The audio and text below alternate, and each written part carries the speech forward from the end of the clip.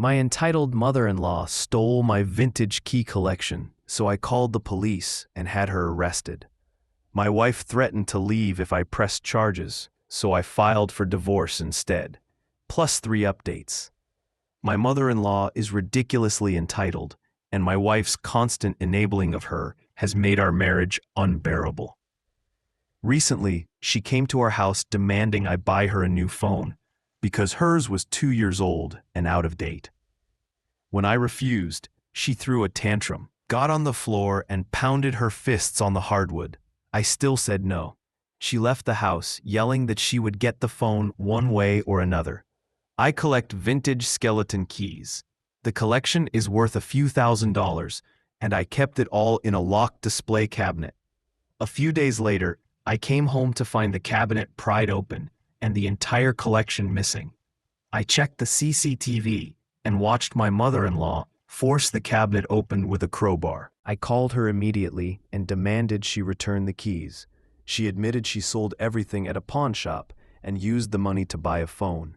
She blamed me, saying it was my fault for refusing to buy one. My wife seemed supportive when I told her, until I said I would involve the police.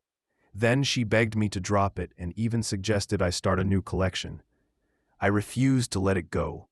Those keys weren't just valuable. Many were irreplaceable. I spent 10 years building that collection. My wife kept telling me to just let it go. For context, my wife had given her mother a key to our house when we moved in, which is how she got access. I went to the police. I had CCTV, documentation of the collection, and some texts.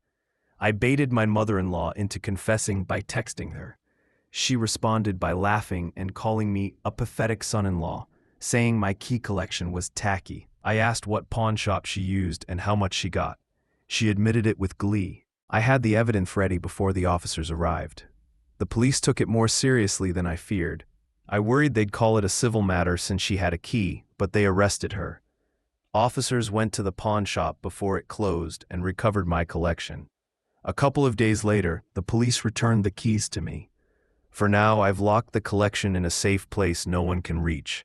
The pawn shop handed over the box of keys like a hot potato. I inspected everything and, as far as I can tell, the whole collection was returned. That was a huge relief. I barely slept for 2 days because of the stress, and the cabinet she'd forced open was mangled beyond repair.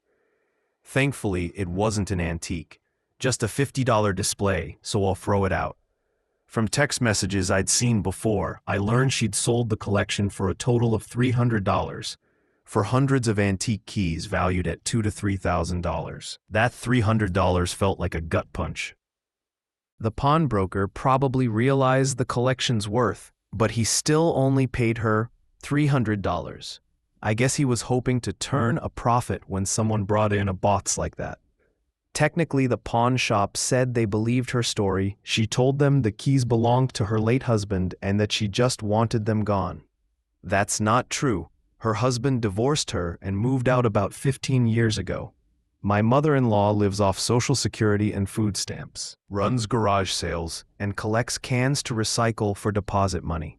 She gets around on an electric scooter with a bicycle trailer. She owns her long-paid-off house, but overspends and often relies on my wife to cover shortfalls. My wife and I had a massive fight after I had her mother arrested. I told my wife I was done with her enabling, that I was changing the locks immediately, banning her mother from the house, and that we needed marriage counseling or I would look into separating. I expected her to beg me not to, but she packed a suitcase and checked into a motel. I sat on the couch and didn't stop her.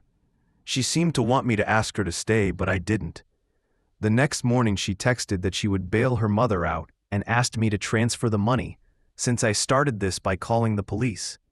I said no. I got a sarcastic, "Wow, Zia."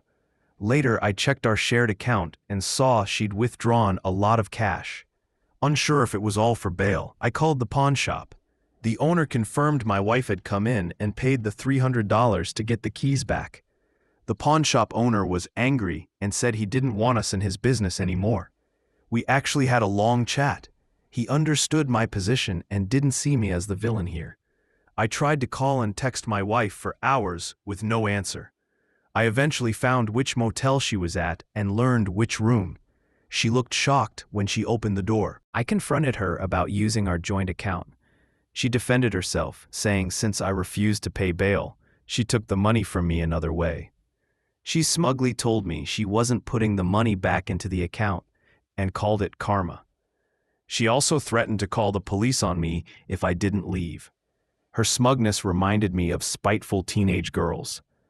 I already suspected the marriage was over, but that night it really hit me. I thought through my future with some video games and soda. The house was rented and I won't be renewing my half of the lease.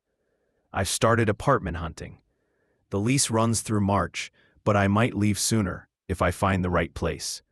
We don't have kids, so that works in my favor. The next day, I changed the locks and removed my money from the joint account, stopping all automatic payments. I only took out the amount I'd put in. There was still enough left in the account for my wife to cover what she'd spent, so the cost of bail and reimbursing the pawn shop was now on her. I visited a couple of divorce lawyers and picked the second one. The first felt like they were in it for the fee. My lawyer, a woman, is sharp and efficient. She asked if I was certain, and when I showed her the evidence, she agreed to start immediately. Yes, divorce will cost me, but I can rebuild my savings later. I didn't even want to rent the house we were in. My wife pushed for it. I would have been happy staying in our old apartment until we could afford a house together. Clearly, that isn't happening. My wife spent some time at a cheap motel while she bailed her mother out. She even threatened to call the police on me when I went to see her. While she was away, I changed the locks with the landlord's permission and texted her that I'd done so.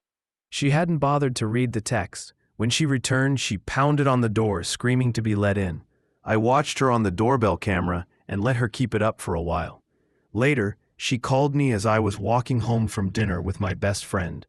I reminded her about the unread text. When I let her in, she was puffy-eyed and upset. I gave her a new key but told her if she gave another copy to her mother, I would notify the landlord, who was already angry she had a key in the first place. That threat got her to comply, at least temporarily. I'm not going to be living here much longer anyway. My mother-in-law continues to insist she did nothing wrong and plays the victim to my wife at every chance. She's not allowed in the house anymore, and my wife and mother-in-law have both called me a monster repeatedly. I'm grateful my mother-in-law doesn't have friends to spread her version of the story. She was told the collection's approximate value and what felony charges she could face. Since the collection was returned intact, she may get reduced charges, though I hope she faces some real consequences. As I said earlier, my wife paid the bail and pawn shop with our joint money and told me she wouldn't be replacing it. That was a manipulative power move. I removed everything I had from that account and stopped future payments so she couldn't use my funds anymore. She freaked when she checked the account and realized what she'd spent was now entirely her responsibility. I ignored her tantrum and watched anime in the home office while she banged on the door demanding I talk. I stayed quiet with headphones on. She demanded I drop all charges against her mother and said if I loved her, I would not only stop but also cover the costs. When I refused, she moved into the spare bedroom. She first tried to kick me out of the master bedroom, but I refused. She tried to remove my belongings, but I blocked her and told her no. She cried, accusing me of demeaning her, but I didn't care. Out of spite, she admitted that before all this happened, she'd planned to let her mother move in full-time because of her hoarder house. She intended to move her mother in while I was at work. I told my wife we were supposed to be equal partners and I was done with unilateral decisions. As long as I'm paying half the lease, her mother will not live here. If her mother tried to move in, I would immediately throw her stuff out. My wife stormed off to drink and have a loud call with her mother. I started moving her items from the master to the spare bedroom and put a new lock on the master bedroom door. I had my wife served at her job, which embarrassed her in front of colleagues, and she reacted badly when she got home. Apparently, she didn't take my threats seriously until she actually saw the papers. She told me I couldn't do this, but I told her I could and would. I was done. She made it clear where she stood. I told her a phrase I'd seen online. When people show you who they are, believe them. She'd shown me. The woman I fell for was gone, replaced by an entitled mommy's girl who refuses to act her age. At this point, I don't think she ever loved me. Only my wallet. I can't stay married to someone who tricked me into marrying her. She started screaming that she wasn't a gold digger. I asked if she'd still be married if I'd treated her the same way. She dodged, then gaslit, but I refused to accept it. I told her I wouldn't renew the lease because I won't live with a petulant woman-child I can't trust. If she wanted the house, she could sign a new lease and move her mother in after I left. That provoked real tears. She claimed I was destroying our family. I asked, what family? We have no children, and her mother matters more to her than I do. She cried in the living room for hours. I ignored it. Now she's giving me the silent treatment, won't meet my eyes, and oddly, I'm enjoying the quiet. That seems to irritate her even more. I warned the landlord about my wife's plan to move her mother in. I provided the facts about the hoarder house and the risk. The landlord thanked me and said he won't allow my wife to renew the lease on her own. He'll put the place back on the market if she tries. She has no idea. She likely could only afford the house with her mother's help anyway. Someone suggested I remove my name from the joint bank account to avoid overdrafts. I did. It took minutes, and the bank is a 10-minute drive. I've been working from home, so I had the time. All statements are printed and already with my lawyer, so I can wash my hands of that account. Update 2. After a week of the silent treatment, she couldn't keep it up. She started love bombing, trying to make dinner, offering drinks. I told her I wouldn't touch anything she cooked. First, her cooking is bad. Second, I don't trust her not to tamper with food. She got upset and accused me of cruelty. I told her I can't trust her anymore. She said it wasn't like she cheated. I said it might as well have been. She always put her mother before the man she married. She begged. If I dropped the divorce, we'd do counseling, and she'd never try to move her mother in. It was too late. She'd had chances and blew them. She had shown her priorities for 2 years. She admitted, painfully, that she probably would have left if the roles were reversed, but still pleaded for reconciliation. I walked away and went into the office. She tried to seduce me repeatedly. Lingerie, walking around in an apron, touching me, even getting on her knees. I wasn't interested. I stonewalled. She gaslit me with the, "Am I not good enough?" line. I said she used to be, but I can't see her that way now. She drank hard and ended up vomiting in the kitchen. I wouldn't put it past her to try to baby trap me or frame me, so I locked my bedroom door and installed a hidden camera in the room. I want out, but can't move until my new place is ready. She became more desperate, pleading while sobbing. I've found an apartment available early to mid-March. I've notified utilities of the change. Now she's panicking because she has to find somewhere immediately. I don't care where she ends up. I won't tell her where my new place is. She's tried to extract that info 3 times. When I move, I'll take the guest room bed. I paid for it, and it's easier to move. Queen versus the king and the master. I'm a light sleeper and need a comfortable bed. She can keep the rest of the furniture or sell it. The new apartment needs work, but rent will be cheaper as it's within walking or biking distance to my job. I haven't ridden a bike in years because she never encouraged it. One of the first things I'll do after moving is buy a bike. Update 3. A while back, I anonymously reported my mother-in-law's hoarding to the city. Someone in the comments suggested reporting it to the fire marshal, and I did it in a fit of anger. I wanted to retaliate for stealing my keys and making my life miserable. The house had been a problem since my wife was a teenager, filled with rotten garbage, rodents, exposed wiring, a leaky roof, rot, and black mold. I used an anonymous number and assumed nothing would happen, but the city inspected the property. The inspector found it was far worse than I expected. A major fire hazard, rodent infestation, exposed electrical wiring, roof damage, rot, and black mold. The exterior looked typical for the neighborhood, which likely explains why neighbors hadn't reported it earlier. My wife figured out I'd recorded it because of the timing and confronted me. She ranted about what the inspector found and how her mother might lose the house. I told her that if I hadn't reported it, someone else eventually would have. She screamed that I was deceitful. I accused her of enabling her mother. I reminded her that her mother stealing my irreplaceable skeleton key collection, 10 years of collecting, was the last straw. Her unilateral decisions since we married, always acting without consulting me, had created a toxic situation. Couples are supposed to decide together. When she made every decision for us, I finally made one of my own and reported the hoarding. The hoarding needed to be addressed. It was a risk to the mother and to neighbors. She walked away sniffling and cursing. 0. I know I went too far.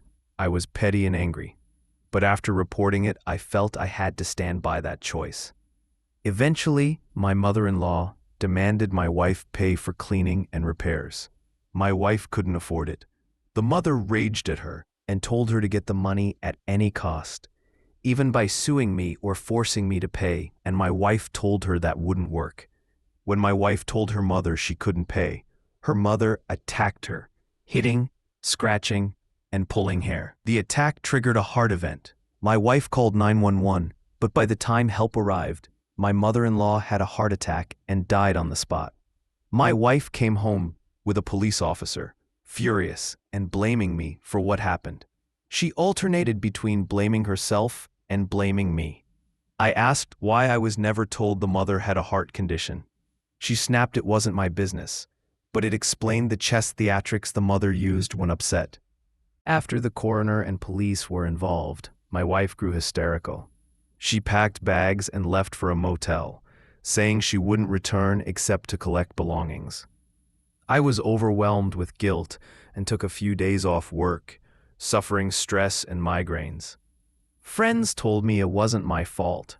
I didn't know, and that the mother's behavior was extreme anyway. I felt awful and struggled for several days, but eventually pulled myself together. My friends reminded me I hadn't intended this and couldn't have predicted a fatal heart event. It's done now and I have to live with the consequences.